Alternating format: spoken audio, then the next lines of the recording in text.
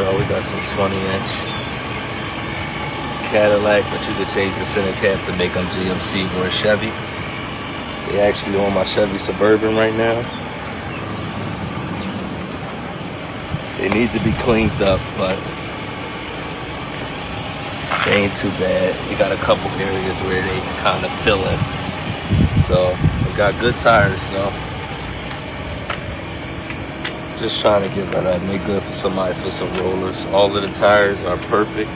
They all hold air. So if anybody interested, let me know.